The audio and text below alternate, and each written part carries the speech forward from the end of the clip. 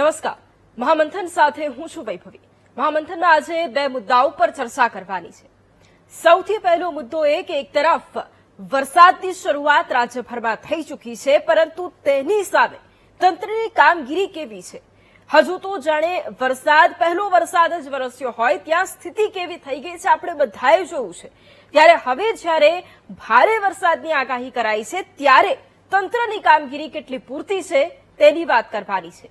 બીજો મુદ્દો એ કે છેલ્લા કેટલાય દિવસોથી મોરબીના જેતપરના ખેડૂતો આંદોલન પર ઉતર્યા છે। વીજપોલનો એ મુદ્દો છે કે જેને લઈને ખેડૂતો સતત વિરોધ નોંધાવી રહ્યા છે, ખેડૂતો ઉપવાસ પર ઉતર્યા છે। હવે જ્યારે એક સકારાત્મક સંકેત દેખાયો છે ત્યારે આગળ શું તેને લઈને ચર્ચા કરવાની છે। સૌથી પહેલા વાત વરસાદ અને એની સામે તંત્રની કામગીરી કરવી છે। વરસાદે તો હજુ ટ્રેલર જ બતાવ્યું છે, પરંતુ તંત્રની આખી ફિલ્મ જાણે ફ્લોપ થઈ ગઈ છે। વરસાદે હજુ તો શહેરના દરવાજા પર માત્ર ટકોરા માર્યા છે, પરંતુ રાજ્યના અનેક શહેરોમાં રસ્તાઓ નદી બની ગયા, ઘરોમાં પાણી ઘૂસ્યા, વાહનો ખાડામાં ફસાયા અને લોકો ત્રાહિમામ પોકારી ઉઠ્યા। ભાવનગરમાં માત્ર 2 ઇંચ વરસાદે જ પ્રી મોન્સૂન કામગીરીને પોલ ખોલી નાખી। સુરત, નવસારી, જૂનાગઢ, વલસાડ અને છોટાઉદેપુરમાં પણ લગભગ આવું જ ચિત્ર જોવા પડ્યું। એક તરફ સરકાર કહે છે કે ચોમાસા પહેલા તમામ તૈયારીઓ પૂર્ણ થઈ ગઈ છે, તો બીજી તરફ પ્રથમ વરસાદમાં જ લોકો પૂછે છે કે તૈયારી ક્યાં છે? હવે હવામાન વિભાગે આગામી દિવસોમાં ભારે વરસાદની આગાહી કરી છે, ત્યારે સવાલ માત્ર પાણી ભરાવવાનો નથી, સવાલ લોકોના વિશ્વાસનો છે, સવાલ કરોડો રૂપિયાના ખર્ચનો છે, સવાલ જવાબદારીનો છે। ચોમાસા પહેલા કરોડો રૂપિયાની પ્રી મોન્સૂન કામગીરીના દાવા કરવામાં આવે છે। જો તૈયારીઓ એટલી મજબૂત હતી તો પછી પ્રથમ વરસાદે જ તેની પોલ કેમ ખોલી નાખી?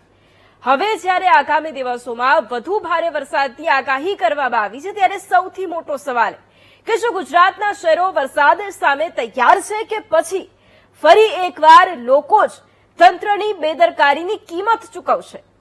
દર વર્ષે વરસાદ પહેલા દાવા અને વરસાદ પછી બહાના, આખરે જવાબદાર કોણ? પહેલા પ્રી મોન્સૂન કામગીરીના દાવા થાય, સમીક્ષા બેઠકો યોજાય, ડ્રેનેજ સફાઈ અને પાણીના નિકાલની વાતો થાય છે। સુરતમાં બસ અને સ્કૂલ વાન ફસાઈ ગઈ, નવસારીમાં ઘરોમાં પાણી ઘૂસી ગયા, જૂનાગઢ અને વલસાડમાં લોકો મુશ્કેલીમાં મુકાયા। હવે જ્યારે આગામી દિવસો ખૂબ ભારે રહેવાના છે ત્યારે સવાલ એ કે માત્ર વરસાદ પૂરતી વાત નથી, સવાલ એ છે કે શું સરકાર અને તંત્ર આ વખતે ખરેખર તૈયાર છે કે ફરી એકવાર પાણીમાં જનતા ડૂબશે અને જવાબદારી કાગળોમાં તરતી જ રહેશે? પ્રી મોન્સૂન કામગીરીના મોટા દાવા કરવામાં આવે છે, સફાઈની વાત કરવામાં આવે, વરસાદી પાણીના નિકાલની વાત કરવામાં આવે, રોડ રિપેરિંગ, જોખમી વૃક્ષોની કાપણી, નીચાણવાળા વિસ્તારો માટે ખાસ આયોજનના દાવા થાય છે, સમીક્ષા બેઠકો થાય છે, લોકોને વિશ્વાસ અપાય છે। પરંતુ આજે ફક્ત ત્યાં સુધી વાત સીમિત નથી, ચર્ચા છે કરોડો રૂપિયાના ખર્ચની, ચર્ચા છે વહીવટી જવાબદારી। જો પ્રથમ જ વરસાદ તંત્રને ઘૂંટણીએ લાવી દેતો હોય તો ધોધમાર વરસાદમાં શું થશે? શું દર વર્ષે જનતા ટેક્સ પણ ભરે અને સજા પણ ભોગવે? શું પ્રી મોન્સૂન કામગીરી માત્ર બિલ પાસ કરાવવા માટે થાય છે કે પછી ખરેખર લોકોની સુરક્ષા માટે? કરીશું આ પહેલા મુદ્દે મહામંથન।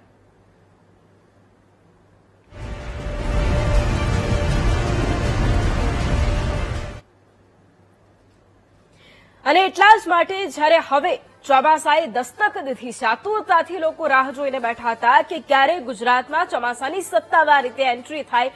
જગતનો એ તાત અત્યારે ખૂબ ખુશીની લહેર તેમાં છે, પરંતુ તેની સાથે સાથે જ્યારે એ રસ્તાઓ જોઈએ છે ત્યાં આપણને શરમ અનુભવાય છે, કારણ કે જે રસ્તાઓ એવા કે જેની વાતો મોટી કરવામાં આવતી હોય છે તેની સામે જ્યારે આપણે જોઈએ છે ત્યારે એ વાતનો અહેસાસ થાય છે કે જે કામગીરીની વાતો થઈ હતી એ કામગીરી ફક્ત ને ફક્ત કાગળ પર જ રહી ગઈ છે। દર વખતે એક જ વાત થાય કે પ્રી મોન્સૂન કામગીરી એ સંપૂર્ણ રીતે થઈ ગઈ છે, એટલે આ વખતે પ્રજાએ ચિંતા કરવાની કોઈ જ જરૂરિયાત નથી। પરંતુ જ્યારે વરસાદ ભારી માત્રામાં વરસે ત્યારે પેટર્ન બદલાય છે તેવી વાતો થાય છે અને તેની સાથે સાથે કંઈક કચાશ, કંઈક ખામી રહી ગઈ છે જે આવતા વર્ષે સુધરી જશે તેવી વાતો થાય છે. અને એટલા જ માટે લોકોની સુરક્ષાનો અહીંયા સૌથી મોટો પ્રશ્ન ઉભો થાય છે. કેટલાય એવા વિસ્તારો છે કે જ્યાં દર વર્ષે પાણી ભરાઈ જાય છે, એ જ પાણી લોકોના ઘરો સુધી જાય છે, લોકોના ઘરમાં પાણી ઘૂસે છે, જેના કારણે લોકોની ઘર વખરીને પણ નુકસાન થતું હોય છે. હવે જ્યારે લોકો એક તરફ નુકસાન પણ ભોગવી રહ્યા છે, લોકો ટેક્સના પૈસા પણ ભરી રહ્યા છે, લોકો દર ચોમાસાની સિઝનમાં જવાબ પણ માંગી રહ્યા છે કે આખરે આ સમસ્યા જે દર વર્ષે હવે એકની એક સમસ્યા બની ચૂકી છે તેનો અંત આખરે ક્યારે આવશે? કારણ કે સવાલ અહીંયા માત્ર પાણી ભરાવાનો નથી, સવાલ વહીવટી જવાબદારીઓ અને સુરક્ષાનો પણ છે કે જે સામાન્ય જનતા તેના વિશે પૂછી રહી છે. સુરતના એ દ્રશ્યો જોયા કે જ્યાં વાહનો ફસાઈ જાય છે, લોકો કલાકો સુધી હાઈવે પર ઉભા રહેવા માટે મજબૂર બની જાય છે. નવસારીના લોકો ખૂબ હેરાન છે કેમ કે એમના ઘરોમાં પાણી ઘૂસી જાય છે. લોકો દર વર્ષે એક જ સમસ્યાથી પીડાય છે કે એમના ઘરો સુધી પાણી ઘૂસી જાય છે અને એમની ઘર વખરીને નુકસાન થાય છે. હજુ તો વરસાદે માત્ર દસ્તક દીધી છે ત્યાં જ આવી હાલત છે. તો વિચાર કરો કે જ્યારે હવે આગામી દિવસોમાં ભારે વરસાદની આગાહી કરવામાં આવી છે ત્યારે શું સ્થિતિ થવાની છે? કારણ કે 3જી તારીખથી ભારે વરસાદની આગાહી કરવામાં આવી છે અને એટલો ભારે વરસાદ વરસશે કે જેના કારણે લોકો છે તેમને એક સમસ્યાનો સામનો એ કરવો પડશે કે રસ્તાઓ પર પાણી ફરી વળશે અને એ પાણી એમના ઘરો સુધી પણ જઈ શકે છે. અહીંયા સૌથી મોટી વાત એ છે કે જે રસ્તાઓ બનાવવાના મોટા મોટા દાવાઓ કરાય છે, એક સામાન્ય વરસાદમાં જ ત્યાં ભૂવાઓનું સામ્રાજ્ય બની જતું હોય છે. ઘણી વખત એ ભૂવાઓની અંદર કેટલાય લોકો પટકાય છે, કેટલાય લોકો ગંભીર રીતે ઇજાગ્રસ્ત થાય છે અને કેટલાય લોકોના મોત સુધી થઈ જાય છે. લોકો હેરાન પરેશાન થઈ જાય છે. જે જગ્યાએ જતા ઓફિસ વર્ક હોય, શાળાએ જતા એ બાળકો હોય, કોઈ પણ વ્યક્તિ હોય, એ જ્યારે એ માર્ગ પર નીકળે છે ત્યારે જો એને રોજનો એ સમયગાળો 5 થી 10 મિનિટનો લાગતો હોય તો તેને 1-2 કલાક સુધી ત્યાં રાહ જોવી પડે છે કે ક્યારે ટ્રાફિક ક્લિયર થાય, કારણ કે પાણી ભરાયેલું હોય છે. હજી પણ કેટલી જગ્યા એવી હશે, કેટલાય રસ્તાઓ એવા હશે કે જ્યાં કામગીરીના બોર્ડ લગાવેલા હશે અને એટલા જ માટે ચર્ચાની શરૂઆત કરવી છે. ચર્ચા માટે આપણી સાથે ભાજપ નેતા ઉર્વેશ રંધારિયા જોડાયા છે, આપણી સાથે કોંગ્રેસ નેતા રાજદીપસિંહ જાડેજા જોડાયા છે, આપણી સાથે હવામાન નિષ્ણાંત પરેશ ગોસ્વામી જોડાયા છે અને સામાજિક કાર્યકર પરેશ સાવંત પણ આપણી સાથે જોડાયા છે. સૌથી પહેલા આપ તમામ લોકોનું સ્વાગત છે મહામંથનમાં. સૌથી પહેલા પરેશભાઈ, આપને મારે સવાલ કરવો છે કારણ કે વરસાદની જે આગાહી અત્યારે થઈ રહી છે એમાં 3 તારીખ પછી ખૂબ ભારે વરસાદની આગાહી કરવામાં આવી રહી છે. એટલે મારે આપની પાસેથી સૌથી પહેલા તો એ જાણવું છે કે કયા દિવસોમાં ભારે વરસાદ રહેવાનો છે, શું સ્થિતિ રહેવાની છે એના કારણે? ચોક્કસથી વૈભવીબેન, આમ જોવા જઈએ તો નૈઋત્યનું ચોમાસું અત્યારે ગુજરાતમાં પરિસ્થિતિ ગુજરાતના લગભગ કહી શકાય કે સૌરાષ્ટ્રના મોટાભાગના વિસ્તારમાં વિસ્તારમાં ચોમાસું પકડવું થયું. આજે 1લી તારીખે ચોમાસું પકડવું થયું. ત્યાં જોવા જઈએ તો 5 તારીખ સુધી મધ્યથી સારા વરસાદથી પડવાના, જોકે 3-4 તારીખ સુધી વરસાદની તીવ્રતામાં વધારો પડ્યો. તો ખાસ કરીને 5 જુલાઈથી લઈને 10 જુલાઈ વચ્ચેનું જે સેશન હશે એ સેશનની અંદર રાજ્યની પર ભારેથી અતિ ભારે વરસાદ છે, જેનું કારણ છે કે અત્યારે એ ચોમાસું આગળ ચાલુ છે તો અત્યારે યુએસએ એટલે કે અપર એર સાયક્લોનિક સક્રિય છે, જેને કારણે ચોમાસું આગળ ચાલુ પણ બંગાળની ખાડીની અંદર અત્યારે લો પ્રેશર સિસ્ટમ બની ગઈ છે. આ લો પ્રેશર સિસ્ટમ છે એ વધુ મજબૂત બનશે. આ મજબૂત સિસ્ટમથી ગુજરાત ઉપરથી પસાર થવાની છે, જેને કારણે રાજ્યની અંદર આપણે અતિ ભારે વરસાદની શક્યતાઓ પણ દેખાઈ રહી છે. ખાસ કરીને જોવા જઈએ તો આપણે જે જળભરાવની સ્થિતિનું નિર્માણ થતું હોય છે તો વરસાદની જે વિજ્ઞાન પેટર્ન છે એની એવરેજ છે એ પ્રતિ કલાકે એ 3.5 ઇંચ સુધી વરસાદ પડે છે તો પછી કોઈ જળભરાવની સ્થિતિનું નિર્માણ થતું નથી. પણ જો 3.5 ઇંચ કરતા પણ વધારે 1 કલાકની અંદર એવો વરસાદ કન્ટિન્યુ 4 કલાક સુધી વરસે છે તો પછી અતિવૃષ્ટિનું મુકામ છે. ખાસ કરીને આપણે જે જમીન સપાટી છે 1 કલાકે 3.5 વરસાદ પડે ત્યાં સુધી પાણીનો નિકાલ કરવા માટે સક્ષમ છે. જોકે વાત અલગ છે કે અત્યારે જે મહાનગરો અમદાવાદ કે રાજકોટ છે, વડોદરા, સુરત જેવા મોટા સિટી હોય એની અંદર હું કંટ્રોલ એક પ્રકાર નથી આપતી કે ત્યાં કદાચ પાણી ભરાતા હશે. નહીં તો જે ખુલ્લી જમીન, સપાટ જમીન હોય એની ક્ષમતા કુદરતી રીતે એવી છે 1 કલાકે 3.5 નિકાલ કરી શકે. અને હવે આપણા માટે ચિંતાનો વિષય વૈભવી એ છે કે 5 જુલાઈથી 10 જુલાઈ વચ્ચે જે વરસાદ પડશે એ એક કલાકે 3.5 વધુ વરસાદ પડે એ પ્રકારનો ભારેથી અતિ ભારે વરસાદ વરસવાની પૂરેપૂરી શક્યતાઓ અત્યારે અમને દેખાઈ રહી છે. એ જે લો પ્રેશર સિસ્ટમ છે એ ડિપ્રેશન સુધી મજબૂત બની એ ડિપ્રેશન છે એનો અત્યારે જે ફાઇનલ ટ્રેક આવી રહ્યો છે એ ટ્રેક મુજબ એ મધ્યપ્રદેશ ઉપરથી ડાયરેક્ટ ગુજરાત ઉપર આવશે અને ગુજરાત ઉપર અરબ સાગરમાં પ્રવેશ કરે એવી શક્યતાઓ છે. આ જે વરસાદ પડવાનો છે એમાં ખાસ કરીને વિસ્તાર વાઇઝ વાત કરવા જઈએ તો વડોદરા, અંકલેશ્વર, સુરત, રાજપીપળા આ વિસ્તારો જે છે મધ્ય ગુજરાત અને દક્ષિણ ગુજરાતના એમાં પણ ભારે વરસાદની સંભાવનાઓ છે. સાથે આણંદ અને અમદાવાદ જેવા વિસ્તાર છે એ વિસ્તારમાં પણ ભારે વરસાદની સંભાવનાઓ છે કેમ કે સિસ્ટમનો ટ્રેક એ તરફથી છે અને કચ્છના પણ 1 થી 2 સેન્ટર એવા છે કે જે આ સિસ્ટમને કારણે પ્રભાવિત થઈ શકે છે. એટલે આ ચિંતાનો વિષય ચોક્કસ 5 થી 10 જુલાઈમાં ભારેથી અતિ ભારે વરસાદ છે. બિલકુલ બિલકુલ. સાવંત સાહેબ, હવે આપને મારે સવાલ કરવો છે કારણ કે અત્યારે વરસાદની એક શરૂઆત થઈ છે એમ કહી શકાય, કારણ કે હજુ તો લાંબો સમયગાળો બાકી છે. હજુ તો એવા દિવસો પણ આવશે કે જ્યારે ખૂબ ભારે વરસાદ વરસવાનો છે. મારે તો આપની પાસેથી એ જ સમજવું છે કે આટલા જ વરસાદની અંદર હાલત શું થઈ જાય છે?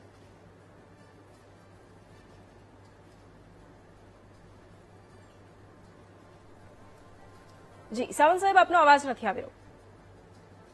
અવાજ આવે છે મારો? જી હા, એટલે હું તો એમ માનું છું કદાચ ઉપરવાળા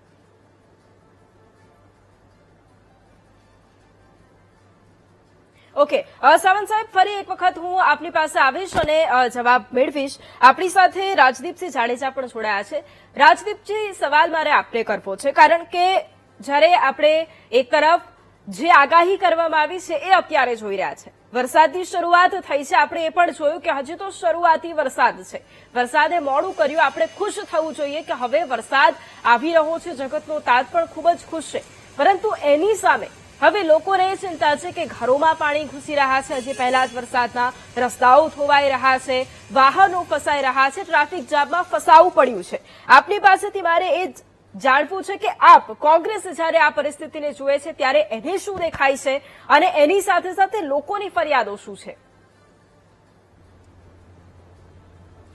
ખાસ તો જે અત્યારની વાતાવરણ અને થોડો વરસાદ આપણે કહી શકાય કે સમગ્ર ગુજરાતના અલગ અલગ વિભાગોમાં વરસાદ પડ્યો.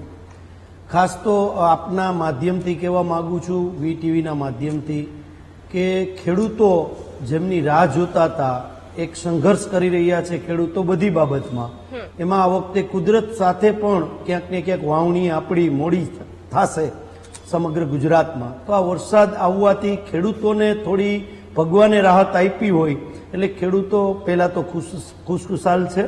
અને સારી રીતે આપણે આપના ડિબેટમાં જે ચર્ચા છે એ પહેલા પણ આપણે વાત કરીએ કે સારો વરસાદ રહે અને આપણા ખેડૂતો છે એ સમગ્ર ગુજરાતના સમૃદ્ધ રહે. આપે જે વાત કરી એ પ્રમાણે ઘણી બધી જગ્યાએથી ફરિયાદો આવે છે, પણ તંત્ર છે અત્યારે તંત્ર ભારતીય જનતા પાર્ટીનું શાસન ગુજરાતની અંદર પણ છે અને દિલ્હીની અંદર પણ છે. ઘણા વર્ષોથી આપણે જોઈએ છીએ તો વરસાદ જ્યારે આવતો હોય ત્યારે આપણે કાગળ ઉપર પ્રી મોન્સૂન કામગીરીના જે આપણે સરકારી તંત્રો પાસેથી જે દાવાઓ આપણે પહેલા જોતા હોઈએ છીએ કે ભાઈ આ વખતે બધું કામ સંપૂર્ણ થઈ ગયું છે, જે હમણાં તમે પહેલા વાત કરી. અમારે રાજકોટમાં પણ આ જ રીતે તંત્ર દ્વારા, અમારા મેયરશ્રી દ્વારા એવી વાત થઈ છે, કોઈ ચિંતાનો વિષય નથી.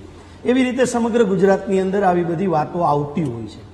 પણ હકીકતમાં જોવા જઈએ તો સમગ્ર આપણી જે પરિસ્થિતિ છે ગુજરાતની, એમાં ખાસ કરીને શહેરોની અંદર એ પરિસ્થિતિ છે કે જમીનોના ભાવના કારણે જે તે વર્ષોથી જે સરકારો આવી ક્યાંક ને ક્યાંક હોકળાઓની જે પાણીનો નિકાલ છે એ નિકાલ, હું તમને રાજકોટની જ વાત કરું કે રાજકોટમાં અમારે ડોક્ટર યાજ્ઞિક રોડ કરીને બહુ ફેમસ રોડ છે.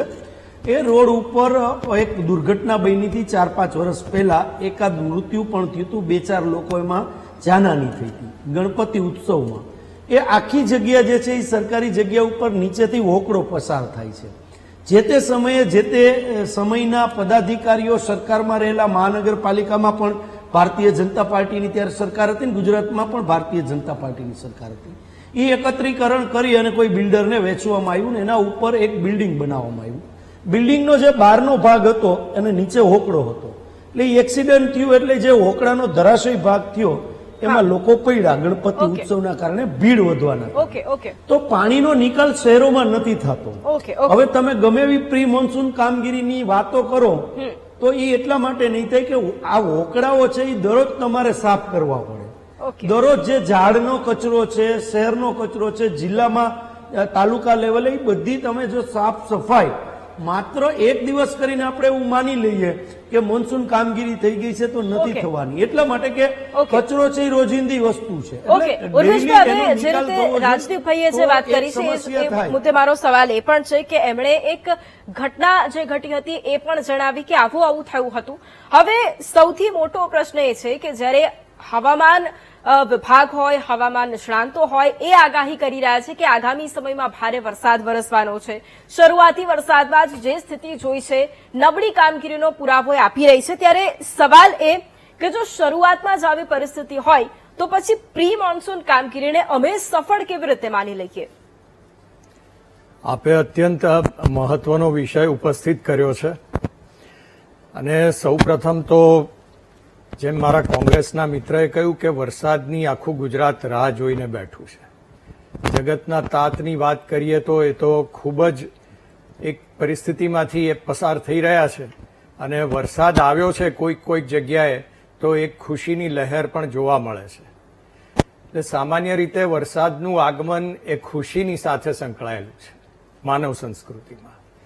પરંતુ આપે કહ્યું એમ શહેરોમાં કેટલાક વિસ્તારોમાં ક્યાંક તકલીફ થાય છે, પાણી ભરાઈ જાય છે કે અન્ય રીતે પ્રજાને કોઈક તકલીફ પડે છે, ત્યારે સામાન્ય રીતે જનમાનસમાં, આપણા બધાના માનસમાં પ્રશ્ન થાય કે સરકારની શું તૈયારી છે આ બાબતે, શહેરોમાં ખાસ કરીને. તો આમાં કોઈ ચિંતા કરવાનો વિષય નથી એવું નથી. સાવચેતી રાખવાની છે ચોક્કસ, અને સાવચેતીના પગલા રૂપે સરકાર શું કરી રહી છે એ પણ સમજવા જેવું છે.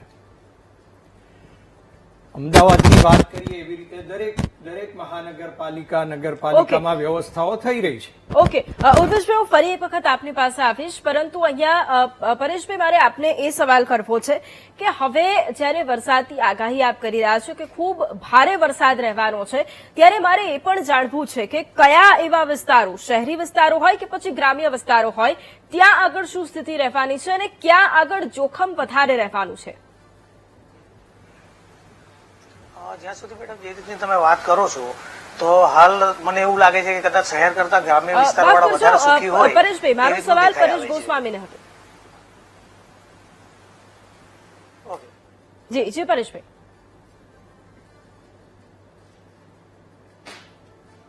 ઓકે પરેશભાઈને ફરી એક વખત સંપર્ક કરીશું. સાવંત સાહેબ, હવે જ્યારે સૌથી પહેલો મારો પ્રશ્ન આપને એ જ હતો કે જ્યારે એક તરફ વરસાદ આવવાનો હોય, લોકો આતુરતાથી રાહ જોઈને બેઠા હોય, લોકો એ વિચારતા હોય કે એ ગરમીમાંથી રાહત મળવાની છે, પરંતુ આખી જ્યારે આ પરિસ્થિતિ આવીને ઊભી થઈ જતી હોય કે પહેલા જ વરસાદની અંદર લોકોને મુશ્કેલીનો સામનો કરવો પડતો હોય, આપને શું લાગે છે, કચાશ ક્યાં છે, ખામી ક્યાં છે? ખામીમાં એવું છે કે હાલ જે રીતે ગુજરાતની અંદર વિકાસની વાતો થઈ રહી છે તો વિકાસની અંદર અધિકારીઓ એટલા બધા રાજકારણીઓના લાડકા થવા માંગે છે કે એક રાતમાં આખા રોડ ઉભા થાય છે. અને જ્યાં સુધી આ પરિસ્થિતિની વાત કરો તો પરિસ્થિતિ ફક્ત ને ફક્ત એક શહેર માટે સીમિત નથી. ગુજરાતની મોટે ભાગની તમામ જગ્યાએ આની આ જ પરિસ્થિતિ હોય, વાપી હોય, નવસારી હોય, સુરત હોય, એટલે તમે કહી શકો એ પ્રમાણે કે મેટ્રો સિટી હોય કે સિટી હોય, તમામ જગ્યાએ આ જ પ્રકારની સ્થિતિ છે. એટલે અધિકારીઓ જે છે એ શાસકોના લાડલા થવા માટે એક જ દિવસમાં રોડ ઉભા કરવાના કામો કરતા હોય અથવા પ્લાનિંગ વગરના કામો કરતા હોય અને નોટબુક ઉપર પોતાનું કામ બતાવવા જતા હોય ત્યારે આ રીતના દિવસો આપણે ભોગવવા પડે છે. ઓકે, અને આપ શું માનો છો કે પહેલા જ વરસાદની અંદર આવી સ્થિતિ હોય તો શું લોકોના મનમાં એ ડર પણ હશે જ કે આગામી સમયની અંદર જ્યારે ભારે વરસાદ હશે ત્યારે તો વધારે મુશ્કેલીનો સામનો કરવો પડશે? ના, 100% તમારી વાત સાચી છે, પણ એક તરફ તમે જુઓ ને તો જનતા પણ લાગે છે કે અમે યુઝ ટુ થઈ ગઈ છે. કારણ કે જે રીતની માહોલ અને જે રીતનું પરિસ્થિતિ છે, જૂના રોડ તો છોડો કે માણસ ગરડો થાય પછી ખાંસી અને શરદી થાય તો એક સામાન્ય વાત છે, પણ નવું નકોર બાળક જન્મે ને શરદી ખાંસી સાથે જન્મે એ કેટલું યોગ્ય છે? હમણાં તમને પ્રેક્ટિકલ અને સાચી એક વાત કરો તો નવસારીની અંદર કરોડો રૂપિયા ખર્ચીને એ રોડ બન્યો છે, રોડનું કામ હજી પૂરું નથી થયું તોય આખી ટ્રક બેસી એટલા મોટા મોટા ખાડા પડ્યા છે. એટલે હાઈવેની આ રીતની હાલત હોય, જો સ્ટેટ હાઈવે નંબર 6 ની આ રીતની હાલત હોય, અને સુરત શહેરમાં વરાછાની બી આપણે પરિસ્થિતિ જોઈ છે, નવા નક્કો રોડ જો બેસી જતા હોય તો એની અંદર આપણે કોને ગુનેગાર ગણવા અને આનો દોષ આપણે કોનામાંથી નાખવો એ ખ્યાલ નથી આવતો. બિલકુલ. અને એટલા જ માટે ઉર્વેશભાઈ ફરી એક વખત સવાલ આપને કરવો છે એ જ કે શા માટે એક કામગીરી ફક્ત કાગળમાં પાણીમાં તણાઈ જતી હોય છે, એ કામગીરી જમીન પર નથી દેખાતી? ચોક્કસ આ પ્રશ્નનો બહુ જ વિસ્તૃત જવાબ અત્યારે જરૂરી લાગે છે. જી. કારણ કે વર્ષો પછી આ વખતે અલ નીનોની એફેક્ટ છે. અલ નીનોને કારણે વરસાદની પેટર્ન બદલાય એ પરિસ્થિતિ છે. જે પ્રમાણે હવામાન શાસ્ત્રીએ પણ કહ્યું એમની આગાહી મુજબ તો વરસાદનું પ્રમાણ ક્યાંક અચોક્કસ રીતે વધી જાય, 1 કલાકમાં 3.5 ઇંચથી વધારે વરસાદ પડે એવી પણ શક્યતાઓ સર્જાય છે. મોડું પણ છે ચોમાસું, એટલે પૂરતું ચોમાસું થાય અને અતિ ભારે વરસાદ ના થાય, અને થાય તો આપણી શું તૈયારી છે? આ આપણો એક સ્વાભાવિક પ્રશ્ન છે. તો ખાસ કરીને શહેરોની બાબતમાં, શહેરોમાં 24 કલાક 365 દિવસના કંટ્રોલ સેન્ટર સેટઅપ કરેલા છે. અમદાવાદમાં સંસ્કાર કેન્દ્રમાં એ સેટઅપ થયેલું છે. એમાં રાત દિવસ ટીમ જાગ્રત અવસ્થામાં છે, અને એ રિસ્પોન્સ ટીમ્સની સાથે હેલ્થ ટીમ્સ પણ સેટઅપ કરવામાં આવેલી છે. એટલે કોઈ પણ પ્રકારની માહિતી મળે તો એ તરત એટેન્ડ કરી અને ત્યાં સોલ્યુશન માટે એ લોકો સકારાત્મક અને સંનિષ્ઠ પ્રયત્ન કરે છે. બીજું કે 40 જેટલા વરુણ પંપ સેટઅપ કરેલા છે, એટલે કે જ્યાં પાણી ભરાઈ જાય છે અને મુશ્કેલી થાય છે કે લોકોના ઘરમાં પણ પાણી પ્રવેશી જાય એ પ્રમાણેની પરિસ્થિતિ ઊભી થાય છે, ત્યારે એનો પંપથી તાત્કાલિક નિકાલ કરવામાં આવે, એ સૌથી અગત્યની વાત છે. એ વાત જોતા 40 જેટલા વરુણ પંપ્સ સેટઅપ કરેલા છે. લગભગ 1790 જેટલા સર્વેલન્સ કેમેરા સેટઅપ કર્યા છે કે જે અંડરપાસીસ અને બીજા એવા જે કેચમેન્ટ એરિયાઝ છે ત્યાં લગાવ્યા છે, જેથી કરીને આ જે નિયંત્રણ માટેની જે ટીમ્સ છે એમને સતત એમની માહિતી મળતી રહે અને એ પ્રમાણે એ રિસ્પોન્સ પોતાનો સેટઅપ કરી શકે. 72,000 જેટલી કેચપીટ જે છે એ સાફ કરવામાં આવેલી છે પ્રી મોન્સૂન કામગીરીના ભાગરૂપે. 4 મહિના દરમિયાન મોસ્કીટો ફોગિંગ એટલે મચ્છર ના થાય એ માટે જે જંતુનાશક દવા છાંટવાની હોય છે એનો પ્રોગ્રામ 4 મહિનાનો કર્યો છે કે જેથી વોટરબોર્ન કે મોસ્કીટો વેક્ટર બેઝ ડિસીઝીસ જે થતા હોય છે એનું પ્રમાણ નહીવત થાય. બીજી મહત્વની વાત છે કે સ્ટ્રીટ લાઇટ્સ અને ઇલેક્ટ્રિકલ વાયરિંગ જે રસ્તા ઉપર હોય છે એનું પણ જ્યાં આગળ રિપેરિંગ કરવાની જરૂરિયાત લાગી એ રિપેરિંગ કરવામાં આવેલું છે. કારણ કે વીજળીના કરંટ લાગવાથી પાણી સાથે એ પણ એક બહુ જ ગંભીર પરિણામ આવતા હોય છે, એટલે એના માટે પણ ખૂબ જ ધ્યાન રાખવામાં આવેલું છે. આગાહીની વાત છે તો આગાહી માટે સીડેક નામની જે પુણેની જે ગવર્મેન્ટ ઓફ ઇન્ડિયાની એક મોટી વૈજ્ઞાનિક સંસ્થા છે તેના સાથે સંકલન કરી અને આગાહી વોર્ડ વાઇઝ આગાહી કરી શકાય એ પ્રમાણેની આપણે પરિસ્થિતિમાં આવી ગયા છીએ. અને ફાઇનલી પ્રજાને પણ એક અપીલ છે. સરકાર પોતાની રીતે તૈયારી કરે છે, પરંતુ પ્રજાને પણ અપીલ છે કે જોઈને નીકળે, કયા રસ્તેથી જવું, થોડું રૂટ પ્લાનિંગ પણ જરૂરી છે. ઇલેક્ટ્રિકના જ્યાં ખુલ્લા વાયર કોઈક જગ્યાએ આવી ગયા હોય કે થાંભલા હોય તો ત્યાં જવું, નજીક જવું એ પણ એક જોખમ ભરેલી વાત છે. એટલે આ બધું સરકાર અને સમાજ બંનેના સમન્વયથી આપણે કેટલી સાવચેતી રાખી શકીએ છીએ એ પ્રમાણે આપણે આ કુદરતનો સામનો કરી શકીશું. શોર્ટમાં એક લાઈનમાં જવાબ મારે એ પણ જોઈએ છે, કારણ કે અત્યારે જે આખી વાત કોઈ પણ વ્યક્તિ હોય, અને આપણે અમુક દ્રશ્યો પણ એવા જોયા છે કે જ્યાં વરસાદમાં તમે સુરતના એ દ્રશ્યો લઈ લો કે તમે નવસારીમાં લોકોના ઘરોમાં પાણી ઘૂસી ગયા, તમે ભાવનગરનું જોઈ લો, બધી જ જગ્યાએ પહેલા વરસાદના જ રસ્તા ધોવાઈ ગયા છે. અને કેટલાય વિસ્તારો તો એવા છે, હું તો એવા એક્ઝામ્પલ પણ આપીશ કે નવસારી સાઉથ ગુજરાતની અંદર જ એવી પરિસ્થિતિ છે કે જ્યાં ડામરનું કામ ચાલી રહ્યું છે ચાલુ વરસાદની અંદર. તો એની જવાબદારી કોની? ચોક્કસ એ સરકારની જવાબદારી છે, પરંતુ એની પાછળના કારણો છે કે જે રીતે ગ્લોબલ વોર્મિંગ થયું છે, 44-45 ડિગ્રી ગરમી પડે છે, ત્યારે એ ડામર પણ ગરમ થાય છે સાથે. અને ત્યારબાદ અતિ ભારે વરસાદ આવે તો એમાં તડ પડવાની સંભાવનાઓ છે. કુદરતી પણ કારણ છે અને મેનમેડ રીઝન્સ પણ છે, અમે સ્વીકારીએ છીએ. પરંતુ એના માટેની જે સાવચેતી રાખીને, અગમચેતી રાખીને જે વ્યવસ્થા કરવાની છે કે ક્યાંય પણ કોઈ પરિસ્થિતિ નબળી પડે તો એને કેવી રીતના એ સંભાળી લેવું અને મિનિમમ લોકોને એમાંથી હેરાનગતિ થાય એ પ્રમાણેની વ્યવસ્થા સરકારે ખૂબ જ ધ્યાન રાખીને કરેલી છે. ઓકે, પરેશભાઈ, ગોસ્વામી સાહેબ, આપને સવાલ કરવો છે કે હવે જ્યારે આપે એ વાત કરી કે આગામી દિવસોમાં ભારે વરસાદ રહેવાનો છે, તો આપની પાસેથી એ પણ જાણવું છે કે કયા એવા વિસ્તારો છે કે જ્યાં ખૂબ ભારે વરસાદ રહેવાનો છે, કે જ્યાં પૂરની સ્થિતિ પણ સર્જાઈ શકે છે અને એના માટે તંત્રે ખાસ તૈયાર રહેવું પડશે.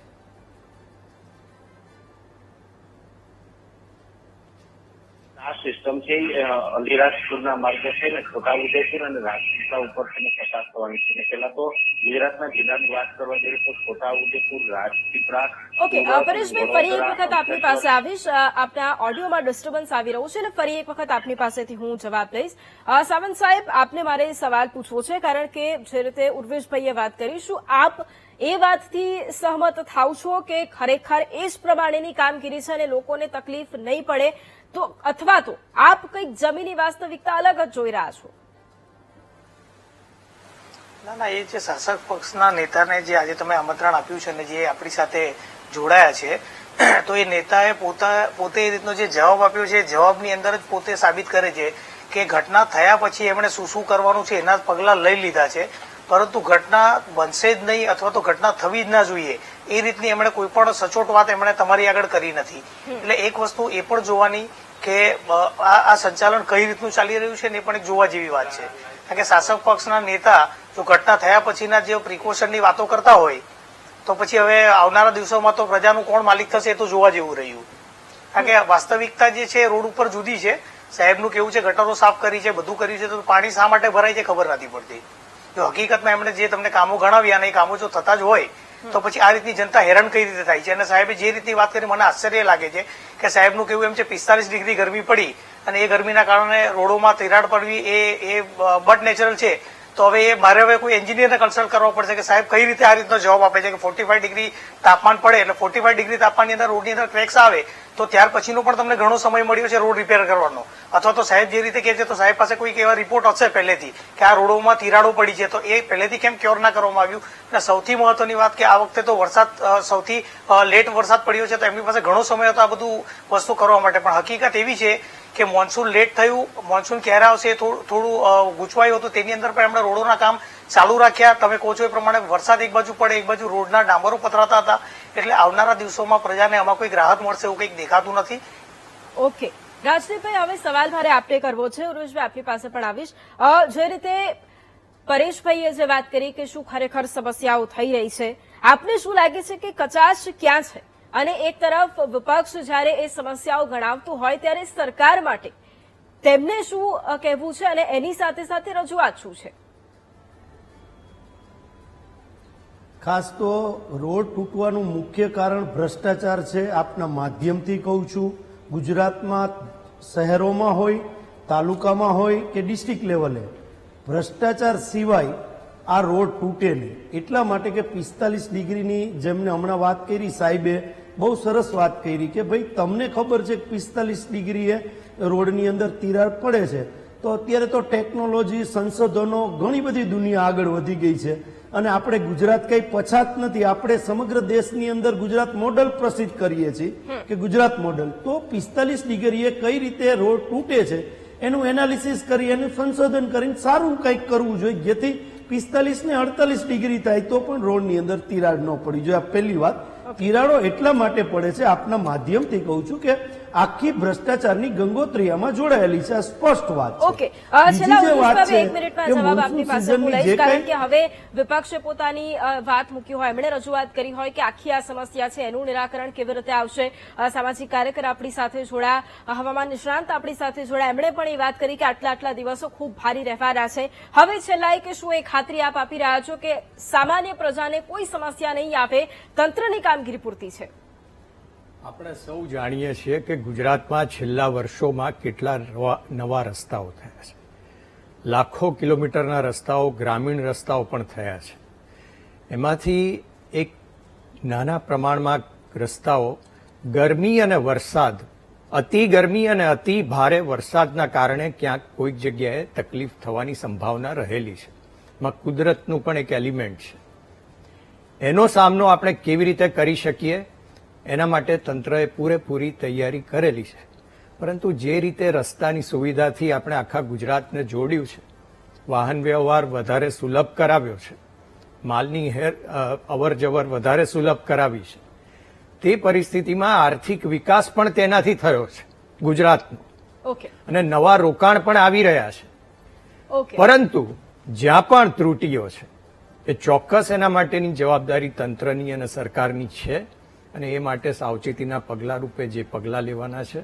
ઓકે. અને પછી પ્રિવેન્શનની વાત કરી, ડિઝાસ્ટર થયા પછીની તૈયારીની વાત કરી, પરંતુ પ્રિવેન્શન માટે પણ ઘણા પગલા લેવાયા છે ઓકે. કે પરિસ્થિતિનું નિવારણ થાય, કે એવી વ્યવસ્થા થાય કે પરિસ્થિતિ ઊભી જ ના થાય. એટલે ડિઝાસ્ટર પ્રિવેન્શન સિસ્ટમ પણ કામ કરી રહી છે. Okay, okay. અને આપણે આશા અને પ્રાર્થના રાખીએ ઠીક કે છે. આપણે જનમાનસને કે જનસમાજને બને એટલી ઓછી મુશ્કેલીઓ પડે ઓકે. અને ચોમાસું બધાને ફળદાયી નીવડે. બિલકુલ, અને એ જ અપેક્ષા સાથે કે હવે જ્યારે ભારે વરસાદની આગાહી છે ત્યારે એ સામાન્ય જનતા કે જેમને પહેલા જ વરસાદમાં મુશ્કેલી પડી છે, આગામી સમયની અંદર આપે છે વાત કરીએ એમ કે લોકોને મુશ્કેલી ન પડે એવી જ આશા રાખી. આપ તમામ અમારી સાથે ચર્ચામાં જોડાયા, આપ તમામનો ધન્યવાદ. અને મહામંથનમાં હાલ રોકાઈશું એક બ્રેક માટે, અને બ્રેક બાદ વાત કરીશું જેત પરના એક ખેડૂતો વિશે કે જે સતત આંદોલન કરી રહ્યા છે. રોકાઈએ એક બ્રેક માટે.